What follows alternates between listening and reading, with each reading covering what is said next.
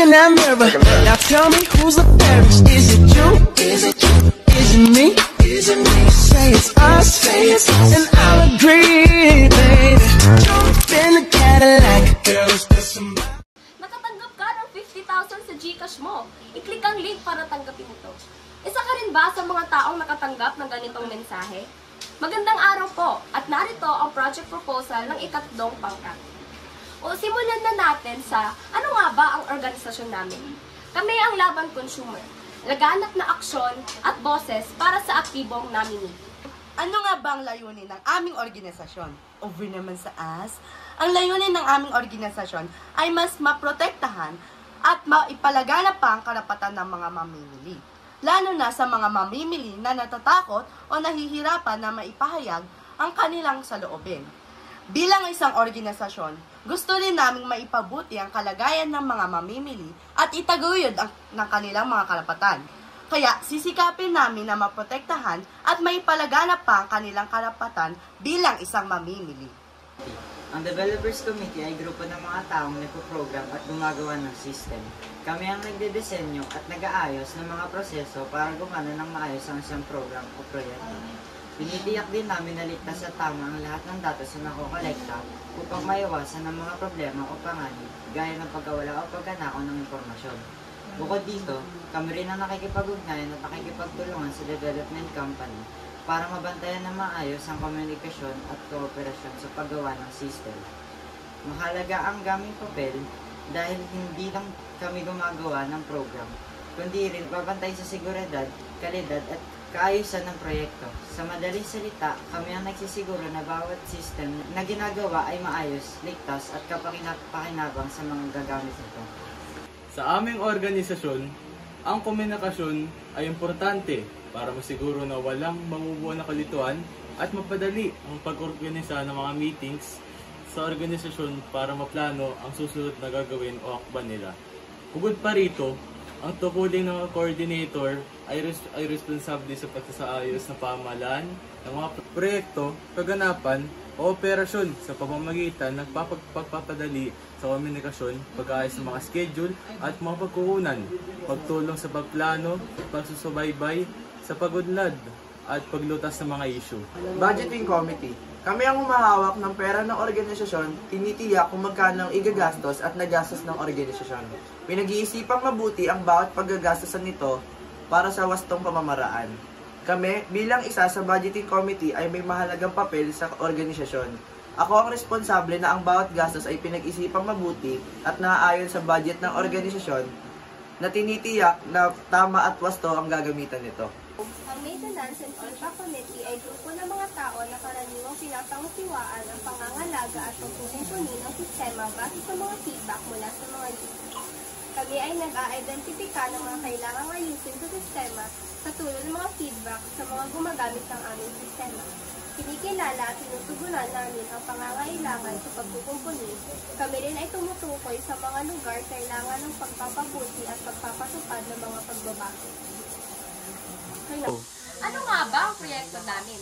Kilalanin ng CSS, Collect, Store, and Secure System, kung saan ang mga impormasyon ng mga mamimili at seller ay kinokolekta at iniimbak.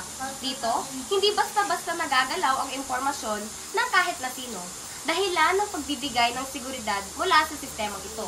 Bukod dito, nakakapagbigay pa ito ng payo sa mga mamimili upang piliin ang mas ligtas at mas katiwa-tiwalang mga produkto. Nasusubaybayan din ito ang produkto lalo na sa proseso ng pagde-deliver nito. Kapag nawala o nasira ang produkto habang dinideliver ito, makakaroon ng parusa ang rider na nagde-deliver nito. Magkakaroon din ng parusa ang seller kapag marami ng bad reviews ang kanyang produkto at napapatunayan na hindi katiwa-tiwala ang kanyang binibenta. Bukod doon, maaari rin siyang isuspende kapag hindi siya pumayag na ibalik o i-refund ang produktong may depektibo.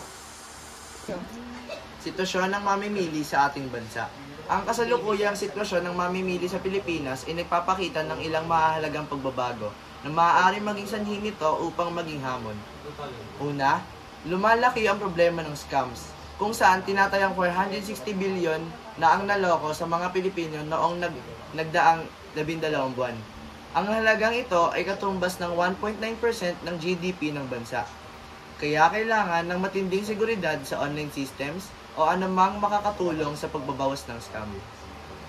Tayo ay naaharap sa lumalaking problema ng scams, kung saan tinatayang 460 billion na ang na-scam ng mga Pilipino noong nakaraang 12 buwan. Ang halagang ito ay katumbas ng 1.9% ng GDP ng bansa. Ito ay nagpapakita na mas kailangan nating ng matinding seguridad sa online systems upang mabawasan ng mga scams. Mga kaso tungkol sa paglabag ng consumer rights. Una, ang maling pagpapakilala ng produkto. Ito ay kapag ang isang produkto o serbisyo ay inilalarawan sa parang hindi totoo o labis ang pangako. Halimbawa, paglagay ng all-natural sa isang produkto na may halong kemikal. Nilalabag nito ang ating karapatang malaman ang totoong katangian ng binibili natin. Pangalawa, ang labis na pagtaas ng presyo. Ito ay kapag ang presyo ng isang produkto o serbisyo ay hindi makatawiran, lalo na kapag may kalamidad. Halimbawa nito ay ang pagbenta ng face mask na sa napakataas na presyo noong pandemya. Ang mamimili ay may karapatang makakuha ng patas na presyo, lalo na ang mga bagay na kailangan para sa kalusugan at kaligtasan. Pangatlo, ang pagbenta ng hindi sapat ang kalidad na produkto. Ito ay kapag ang produkto ay hindi sumusunod sa tamang pamantayan ng kalidad at kaligtasan. Halimbawa, pagbenta ng kagamitang di kuryente na madaling masira at maaaring magdulot ng sunog. Nilalabag nito ang ating karapatang makakuha ng ligtas at magandang kalidad na produkto. Pang-apat, ang hindi pagbigay ng sapat na impormasyon.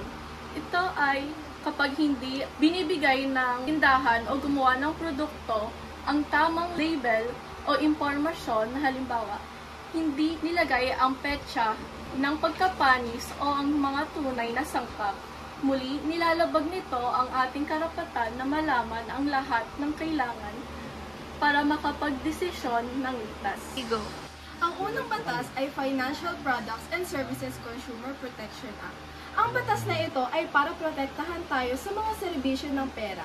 Hindi tayo dapat diskriminahin at malaya tayong pumili ng gusto nating produkto o serbisyo sa pera. Pangalawa, Consumer Act of the Philippines. Ang batas na ito ay sinisiguro na tama ang impormasyon tungkol sa mga produkto at may karapatan tayong magreklamo o humingi ng kapalit kung may depekto. Ang Price Act ay isang batas na nagbabawal na labis na pagtaas ng presyo ng mga bilihin, lalo na kapag may kalamidad. Sa madaling salita, bawal magtaas ng presyo kapag may sakuna. Pang-apat, Philippine Competition Act. Ipinagbabawal nito ang monopolyo para mas maraming pagpipilian at patas ang presyo ng mga produkto at serbisyo.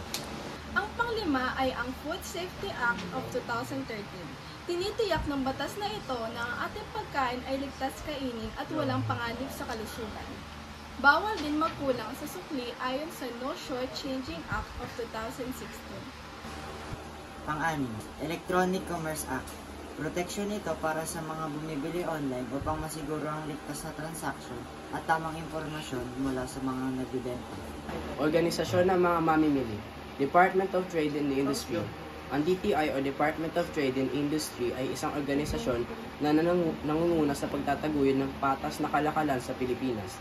Ang layunin nito ay tiyakin ang mga produkto ay ligtas, ang dekalidad at sapat na kaalaman ng mamimili. Ang ginagawa ng DTI ay nagsisigurado ng pantas na kalakalan sa pangdomestikong nivel at titiyak na ang produkto ay ligtas at dekalidad. Kasama na rin ang pagpapalawag ng kaalaman sa mamimili sa pamamagitan ng seminar o mga programa na isasagawa nito. Consumer Protection and Advocacy Bureau o CPAB. Ang ahensya na ito ay nangunguna sa pagtulong sa mga mamimili at consumer sa pamamagitan ng pagsulong ng mga batas patungkol sa pagproteksyon sa mamimili at kung paano may ipapakita ng mga mamimili ang karapatan nila. Sinasagawa ng CPAB ang pagsulong ng mga batas sa pagprotekta sa mga mamimili. Isa pa rito ang pagpapalawak ng kaalaman at kung paano yung mapapakita ng mamimili ang karapatan nila bilang isang consumer. Energy Regulation Commission o ERC. Ito ay ahensya ng gobyerno na ipinapatupad ng kapangyarihan regulasyon at layunin nitong protektahan ang mga mamimili sa pamamagitan ng paninigurado na ang daloy ng kuryente ay maayos at hindi madaling mawala. Mura lang ang presyo at tuloy-tuloy ang supply. National Consumer Affairs Council or NCAC. Ang organisasyon na ito ay ang mismong nangangasiwa sa pagpapatupad ng Republic Act 7394 o ang Consumer Act of the Philippines. Ang layunin nitong tulungan ang ahensya ng gobyerno tulad ng DTI at ang mga pribadong grupo na magtulungan para sa kapakanan ng mga mamimili. Ang NCAC ay nagsusulong para maipasa ang pagtutupad ng Republic Act 7394 sa Senado na isang importanteng batas sa kadalianan na ito ay nagpapalawak ng karapatan ng mga mamimili kasabay na rin sa pagprotekta sa mga pribadong grupo at natutulong sa mga mamimili at sa karapatan nila. Fair Trade Enforcement Bureau or FTEB. Ang organisasyon na ito ang naguhuli sa mga negosyong hindi sumusunod sa batas. At sila rin ang tagapagbantay ng mga imported goods para siguraduhin na akma ang kalidad ng mga produkto. Ang FTEB ay naguhuli at nagpapaalam sa pulisya patungkol sa negosyo na hindi nasunod sa batas. Katulad ng fraudulent activities, hindi pagsunod sa safety regulations, money laundering at iba pa. Dahil dito ay sinisigurado nito ang pagsunod sa mga batas. Bukod pa rito, ito ay tagapagbantay sa mga naiimbak na produkto sa bansa para siguraduhin na hindi smuggled o illegal na produkto at nasusunod ang standard sa mga produkto galing sa ibang bansa. Consumers Union of the Philippines. Ito ay samahan ng mga mamimili sa buong bansa na tumutulong para sa kapakanan ng mga mamimili. At layunin nitong turuan ng mga tao tungkol sa kanilang karapatan, tulungan ng mga mamimili na naninlang ng mga negosyo at siguraduhin patas ang kalakalan. Consumers International. Ito ay samahan ng mga grupo ng mga mamimili mula sa iba't ibang bansa na nagtutulungan para maprotektahan ang karapatan ng mga mamimili. Tumutulong sila para marinig ang kanilang boses at makamit ang ligtas at patas na serbisyo sa mga produkto at kalakalan. International Consumer Protection and Enforcement Network. Ito ay organisasyon ng mga otoridad na nagpapatupad ng batas sa proteksyon ng mga consumer mula sa mahigit 65 na bansa.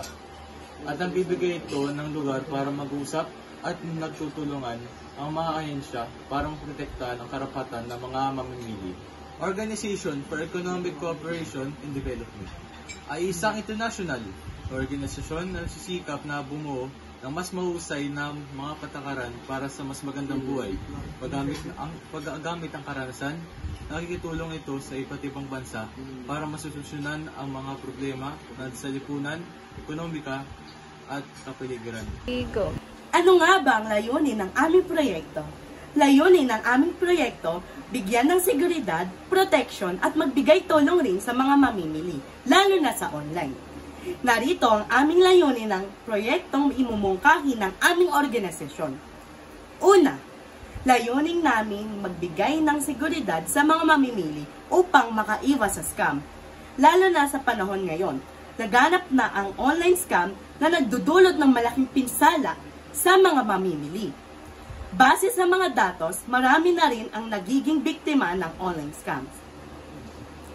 Pangalawa, magbigay na sapat na karapatan ang mamimili sa pamamagitan ng sistemang isasagawa kung saan mapoprotektahan ang kanilang personal na impormasyon. Mahalagang maprotektahan ang personal na impormasyon ng mga mamimili dahil ito ay privacy ng mga mamimili at maaaring gamitin ito sa masamang paraan tulad ng maaaring gamitin ang personal na impormasyon ng mamimili at gamitin ito para manloko ng ibang mamimili. Pangatlo, mas mapalaganap ang pagpili ng mas magandang produkto at ligtas na produkto na pumoprotekta sa mga mamimili na upang makabili ng produkto na nagdudulot ng mapanganib o kaya makakaapekto sa kanilang kalusugan ng mamimili o di kaya scam.